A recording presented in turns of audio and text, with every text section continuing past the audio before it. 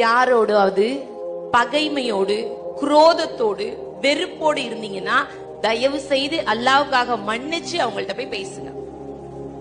கோவத்தோடு, பகைமையோடு, பொறாமையோடு, வெறுப்போடு, காழ்ப்புணர்ச்சியோடு தயவு செய்து ரமலானை அடையாதீங்க. ரமலான் மன்னிப்பை பெற்று தரக்கூடிய மாதம்.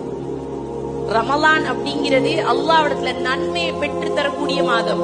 இஹ்லாஸ் இருக்கணும்னு நான் ஆசைப்பட்டேன்னா யாரை பற்றிய பொறாமையும் வெறுப்பும் காழ்ப்புணர்ச்சியும் என்னுடைய கல்வில இருக்கக்கூடாது.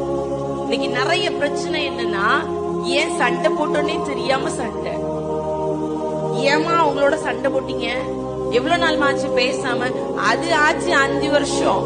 சரி, எதுக்கு சண்டை போட்டீங்க அது தெரியாது எனக்கு, ஆனா சண்டை.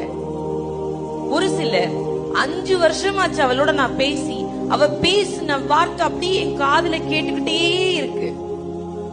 சகோதரிகள்